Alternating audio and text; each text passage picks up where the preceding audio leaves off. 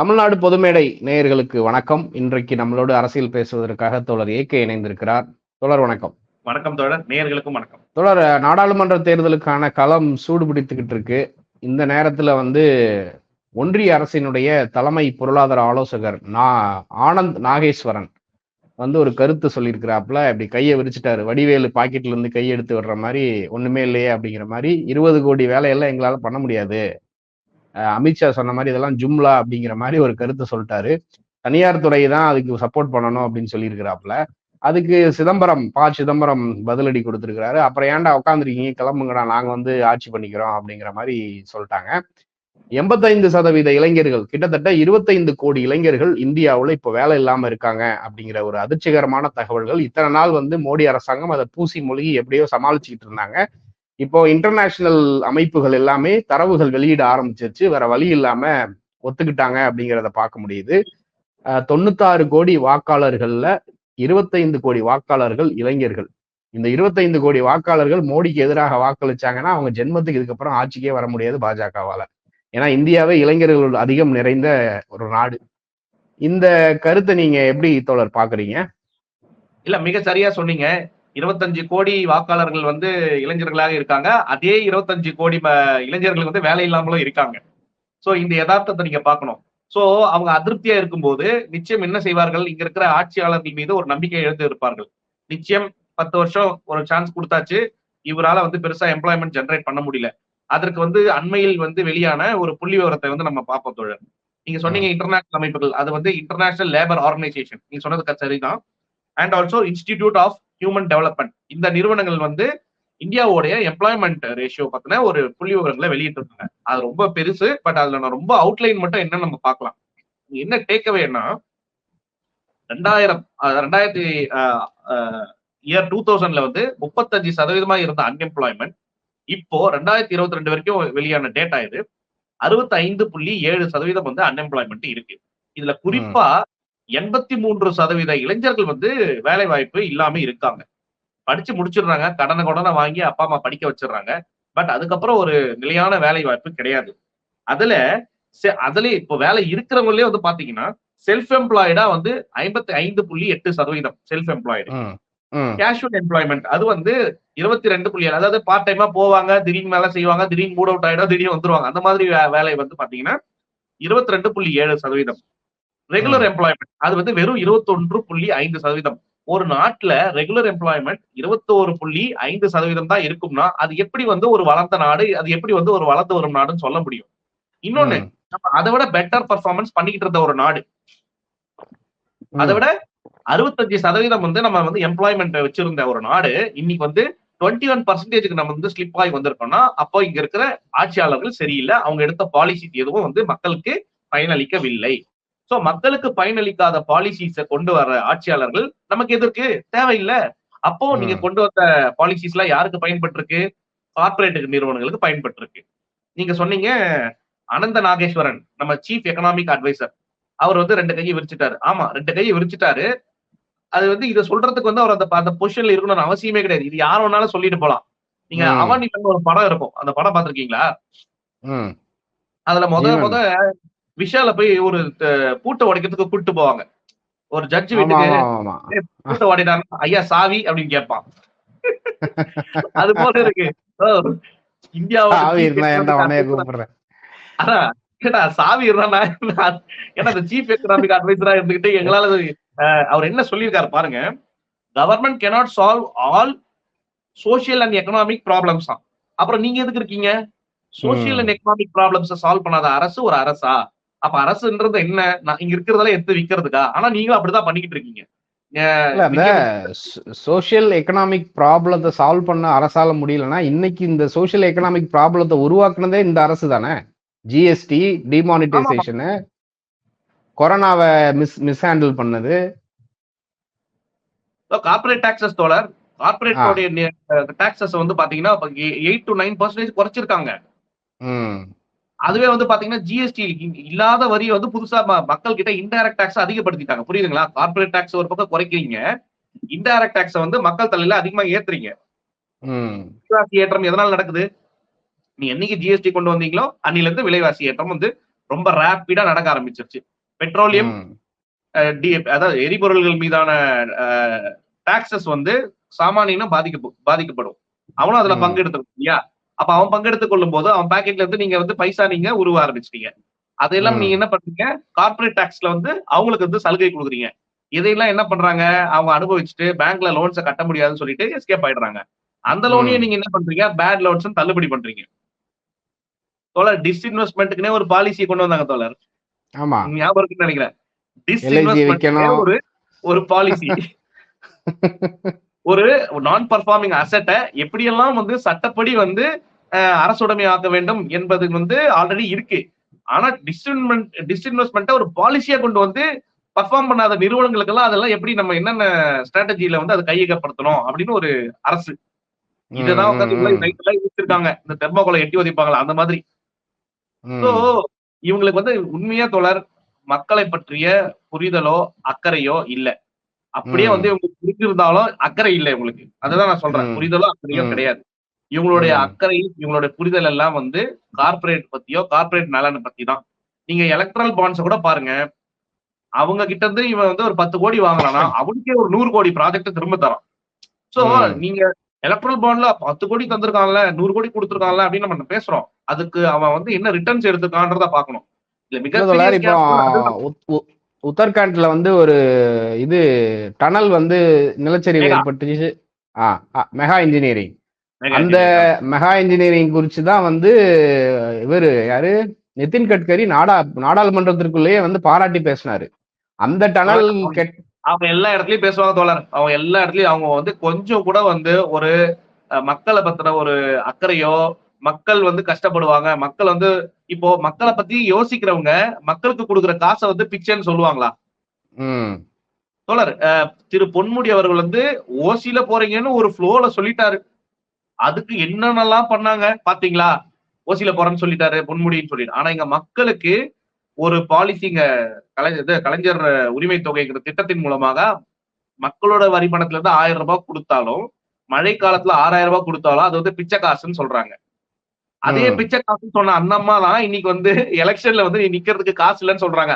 என்னைய கேட்டா அவங்களும் இந்த ஸ்கீம்ல என்ரோல் பண்ணணும். திரு நிர்மலா சீதாராமன் அவர்களுக்கும் அந்த மாதம் 1000 ரூபாய் ஸ்கீம்ல என்ரோல் பண்ணி அவங்களும் எலெக்ஷன்ல நிக்க வைக்கணும். ஏன்னா அவங்க கிட்ட காசு இல்லைன்னு சொல்றாங்க இல்லையா? அப்ப வந்து என்ன பண்ணணும்னா அந்த அம்மா அப்ளை பண்ண சொல்லணும். அப்ளை பண்ணுங்கம்மா, நாங்க உங்களுக்கு மாசம் 1000 ரூபாய் வாங்கி தரோம் அரசு கிட்ட இருந்து அப்படின்னு நாங்க சொல்றோம். இல்ல, அந்த நிர்மலா சீதாராமன் அவர்கள் சொன்னது காசு இல்லை அப்படின்றது மட்டும் சொல்லல, சாதியை குறிப்பிட்டு சொல்லியிருக்கிறாங்க.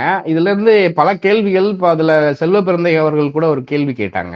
அவங்க ஏதாவது பிஜேபி தான் இப்ப சனாதன கட்சி அப்படிங்கிறதுக்கு இது ஒரு சிறந்த எடுத்துக்காட்டு. ஜெய்சங்கரும் நிர்மலா சீதாராமனும் எந்த வேலையும் செய்ய மாட்டாங்க, நோகாம நொங்கு திம்பாங்க. அவங்களுக்கு ஈஸியா ராஜ்யசபா எம்பி கிடைச்சிரும், தேர்தல் பரப்புரைக்கு போக தேவையில்ல, நோகாத வெயில்ல நின்று பிரச்சாரம் பண்ண தேவையில்ல, வேர்வை சிந்துட வேண்டியதில்லை. ஆனா கேபினெட் அமைச்சர் அந்தஸ்து கிடைச்சிரும். ஆனா அதே நேரத்துல அண்ணாமலையும் எல்முருகனும் தமிழிசையும் ரோடா அலைஞ்சு வாக்கு கேட்கணும். இதுதான் பிஜேபியோட அதோட கொடூரம் என்ன தெரியுங்களா? நீங்க சொன்னது ரைட்டு. கவர்னரா இருக்கிற ஒருத்தரை நீங்க ரிசைன் பண்ணிட்டு கொண்டு வந்து எலெக்ஷன்ல போட்டி போட வைக்கிறீங்க. அது போல நீங்க நிர்மலா சீதாராமனை பண்ண வைப்பீங்களா? சொல்லுங்க. அவங்கள நீங்க ரிசைன் பண்ண சொல்லுங்களா? அந்த அம்மா பண்ணுவாங்களா? பண்ண மாட்டாங்க. அது எல்முருகன் சொன்னதால நான் சொல்றேன். எல்முருகன் வந்து நமக்கு அமைச்சர் தானே. எல்முருகன் அமைச்சர் தானே.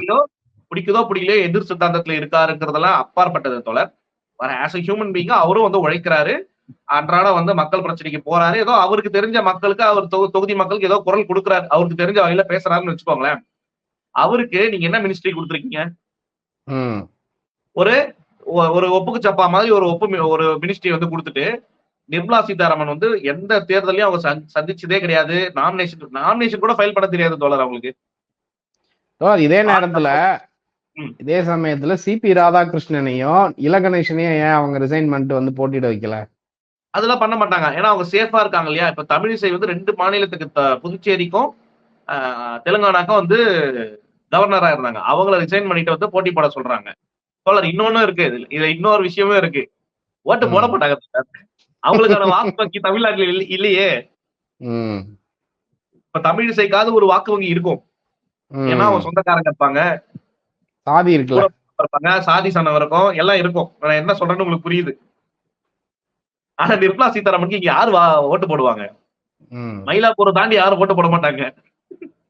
அக்ரகாரத்தை தாண்டி யாரும் ஓட்டு போட மாட்டாங்க. அந்த உண்மை உங்களுக்கு தெரிஞ்சிருக்கு. அப்போ இதுதான் தோழர் சனாதனம். இவர்களுக்கான மக்கள் கிட்ட ரெப்ரசன்டேஷன் இல்லைன்னாலும் மக்களை இவங்க ஆள துடிப்பார்கள். உங்களுக்கு போதிய ரெப்ரசன்டேஷன் இல்ல, எண்ணிக்கை அளவிலும் சரி, வாக்கு அரசியலிலும் சரி. உங்களுக்கான ஓட் பேங்க் இல்ல, ஓட் பேங்க் பாலிடிக்ஸ்ல நீங்க 0. ஆனா அதிகாரத்துல நீங்க தான் இருப்பீங்க அப்படின்னு சொல்றதுதான் வந்து நம்ம வந்து முரணா கேட்கிறோம். இப்ப நீங்க எப்படி வந்து எல்லா செக்ரட்டரிஸும் ஆல்ரெடி நம்ம இந்த டேட்டா நிறைய அனலைஸ் பண்ணிட்டோம். கிட்டத்தட்ட வந்து 95% ஆஃப் த செக்ரட்டரிஸ் வந்து ஒரு முன்னேறிய சமுதாயத்தை சார்ந்தவங்க. மீதி 5% ஆஃப் செக்ரட்டரிஸ் மட்டும்தான், அதுவும் ஓபிசில 0, SC STல மட்டும்தான் இருக்காங்க. ஓபிசில செக்ரட்டரிஸே இல்லையா உங்களுக்கு இந்தியாவில? அதான் ராகுல் காந்தி வலியுறுத்திக்கிட்டு வராரு தொடர்ந்து. 50% of population, 50 to 60% population OBCs தான் இந்தியாவில. அந்த பாப்புலேஷன்ல இருந்து ஒரு செக்ரட்டரி கூடவா இருக்க மாட்டாங்க. சோ இதெல்லாம் திட்டமிட்ட சதி. இங்க முருகன்களும் அண்ணாமலைகளும் தமிழிசை சவுந்தரராஜன்களும் வேலை செய்யற வரைக்கும் நிர்மலா சீதாராமன்களும் ஜெய்சங்கர் அவர்களும் வந்து நோகாம நொங்கு தின்று கொண்டுதான் நிற்பார்கள். அதுதான் சனாதனம். அதைத்தான் தமிழகம் வந்து எதிர்க்கிறது. இது தெரியாம அவங்களுக்கு போய் பூஜா தூக்கிட்டு இருக்கிறாரு அண்ணாமலை. கண்டிப்பா தோழர். இப்ப தமிழ்நாடு அரசியலும் ஒரு மாதிரி போய்கிட்டு இருக்கு. தேசிய அளவுல பாத்தீங்கன்னா இளைஞர்களுடைய எழுச்சி அப்படிங்கிறது பயங்கரமா இருக்கு. ராகுல் காந்தி யாத்திரையில இருந்து இப்போ இன்னைக்கு தேர்தல் பத்திரங்கள், அரவிந்த் கெஜ்ரிவாலுடைய கைது, அது ஒரு மாதிரி போயிட்டு இருக்கு. இப்ப தமிழ்நாடு களம் எப்படி இருக்கிறதா பாக்குறீங்க? தமிழ்நாடு களம் வந்து தோழர், அதாவது நமக்கு தெரியும் களம் என்னங்கிறது தெரியும். மக்களுக்கு வந்து வாக்களிப்பதற்கு ஒரு காரணம் வேண்டும். இப்ப தமிழக அரசியலுடைய டெபினிஷன் என்ன? மோடி வேண்டுமா வேண்டாமா? இதுதான் ஈக்குவேஷன். இந்த எலெக்ஷனோட ஈக்குவேஷனே மோடி மத்தியில யார் ஆளணும், மோடியா இல்ல வேற யாராச்சும் ஆளணுமா? வேற ஆல்டர்னேட்டிவ் நம்ம யார வேணாலும் ஃபீல் பண்ணிக்கலாம், XYZ. அது நம்ம வந்து இந்தியா பிளாக்னு சொல்றோம். பட் நம்ம மக்கள் கிட்ட இந்த நேரட்டிவ் எப்படி கொண்டு போகணும்னா, மோடியை ஆளணுமா வேண்டாமா? இதுல தமிழக மக்கள் வந்து ரொம்ப தெளிவா இருக்காங்க. அவங்க நிச்சயமாக பின்னாடி கொஞ்சம் சத்தம் வரும். மோடி அவர்கள் ஆட்சி செய்யணுமா வேண்டாங்க ரொம்ப தெளிவா இருக்காங்க. நீங்க பாத்தீங்கன்னா சின்ன சின்ன தவறுகளை கூட வந்து மக்கள் சுட்டி காட்டி அவ்வளவு ஒரு பொலிட்டிக்கல் அவேக்கனிங் இங்க தமிழ்நாட்டுல இருக்கு. ஃபார் எக்ஸாம்பிள், ஒரு சின்ன உதாரணத்துக்கு சொல்றேன். அண்ணாமலை அவர்கள் வந்து இந்த நாமினேஷன் பண்ண போறாரு. அதுல என்னென்னலாம் மிஸ்டேக்ஸ் நடக்குது, அவரோட சொத்துக்களை வந்து அவர் வந்து ரொம்ப குறைந்த விலையில வந்து காமிக்கிறாரு. அதாவது 63 ஏக்கர் வந்து வெறும் 1.5 கோடிக்கு தான் காமிச்சிருக்காரு. சோ இந்த அளவுக்கு வந்து இங்க வந்து நோட் பண்றாங்க தோழர். சோ அவங்க அந்த அளவுக்கு ஜஸ்ட் லைக் தட் வந்து இங்க நினைச்சதை செஞ்சுட்டு போயிட முடியாது. அதே போல இங்க எதிர்கட்சிகள், குறிப்பா விசிக, மதிமுக, இந்த 2 கட்சிகளுக்கும் அவங்க கேட்ட சின்னத்தை வந்து கொடுக்கல. எது எலெக்ஷன் கமிஷன் கொடுக்கல. பட் இந்த தமிழகத்திலே ரொம்ப ஃபேமஸான 2 கட்சி சொல்லுங்க பாக்கலாம். சைக்கிள் சின்னம், தமிழ் மாநில காங்கிரஸ், அப்புறம் அம்மா மக்கள் முன்னேற்ற கழகம். இதெல்லாம் எங்க இருக்குன்னு கூட யாருக்கும் தெரியாது. இவங்களுக்கு ஒரு MLA கிடையாது, ஒரு MP கிடையாது. ஆனா இவங்கள வந்து கேட்ட சின்னத்தை வந்து கொடுத்துருக்காங்க தோழர்.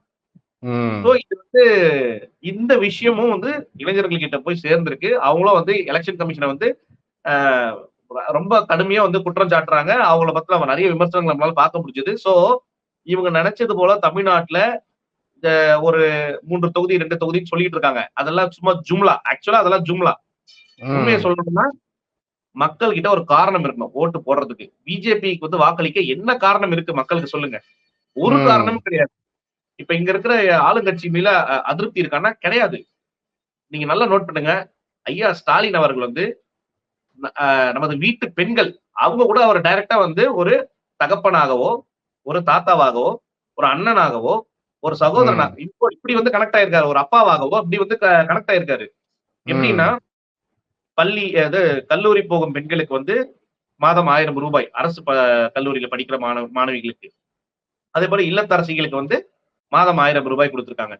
காலையில பள்ளிகளுக்கு போகும் குழந்தைகளுக்கு வந்து மார்னிங் பிரேக்ஃபாஸ்ட் ஸ்கீம் கொண்டு வந்திருக்காங்க. இதற்கு முன்னாடியே வந்து இருக்கிற ஏகப்பட்ட சோசியல் வெல்ஃபேர் ஸ்கீம்ஸ் எல்லாம் எக்கச்சக்கமா இருக்கு. அப்படி அதாவது மெட்டர்னிட்டி டைம்ல வந்து அரசாங்கம் என்னென்ன சலுகைகள் கொடுக்குறாங்கன்னு பார்க்க முடியுது. இது எல்லாமே தமிழக மக்கள் வந்து அவங்களுடைய மனசுல கண்டிப்பா வச்சிருப்பாங்க. அதை வேலிடேட் பண்ணுவாங்க. எலெக்ஷன் டைம்ல 1000 பேர் வந்து 1000 விஷயங்களை சொன்னாலும் உள்ள போயிட்டு ஒரே ஒரு 5 செகண்ட்ஸ் அவங்க யோசிச்சாங்கன்னா அவங்க கரெக்டா டிஎம்கே வந்து வாக்களிச்சுட்டு வருவாங்க. இந்த இந்தியா கூட்டணி வாக்களிச்சுட்டு வருவாங்க. இது சும்மா இவங்க அல்லு சில்லுங்கெல்லாம் வந்து என்ன பண்ணாங்கன்னா சோசியல் மீடியால வந்து இப்போ ஒருத்தனே வந்து 3 அக்கௌண்ட் 4 அக்கௌண்ட் இப்படி எல்லாம் வந்து ட்விட்டர்ல வந்து அக்கௌண்ட் ஓபன் பண்ணி மாறி மாறி வேற வேற அக்கௌண்ட்ல இருந்து கமெண்ட் போட்டு ஏதோ பிஜேபிக்கு இங்க ஒரு மிகப்பெரிய ஒரு படைபலம் இருப்பது போல ஒரு தோற்றத்தை ஒரு மாய பிம்பத்தை வந்து உருவாக்க நினைக்கிறாங்க. அது களத்துல வருமானா கண்டிப்பா வாய்ப்பு இல்லை. ஏன்னா களத்துல வந்து மக்கள் வந்து வாக்களிக்க வரணும்ல. நமக்கு தெரியும் எல்லாம் நம்ம சித்தப்பா பெரியம்மா மாமா மச்சான் தானே இருப்பாங்க ஓட்டு போடுறவங்க. அவங்க நம்மள மீறி ஓட்டு போட்டுருவாங்களா இல்ல நம்ம தான் விட்டுருவோமா? இவங்க எல்லாம் சும்மா ஜும்லா தோல. தமிழகத்துல 39 அவுட் ஆஃப் 39 இதுல எந்த அளவும் வந்து மாற்றுக்கிறது கிடையாது. கோவையில மட்டும் கொஞ்சம் வாக்கு வங்கி வந்து அவங்களுக்கு இருக்கு. ஏன்னா இந்த வட மாநிலத்துல வந்து செட்டில் ஆனவங்க எல்லாம் இருக்காங்க. அங்க கொஞ்சம் வாக்கு வங்கி இருக்கு. அதை தவிர்த்துட்டு மத்த இடம்லாம் வந்து ரொம்ப கிளீன் ஸ்வீப் அடிப்பாங்க. 39க்கு 39 பாண்டிச்சேரியிலும் சேர்த்தா 40க்கு 40. அதுல எந்த மாற்று கருத்தே கிடையாது தோழர். இளைஞர்கள் ரொம்ப தெளிவா இருக்காங்க. இதுல வந்து எந்த நமக்கு டவுட்டும் வேணாம். நிச்சயமா தோழர். தொடர்ந்து பேசலாம் தோழர். நன்றி தோழர். தொடர்ந்து பேசுவோம் தோழர். நன்றி நன்றி நன்றி.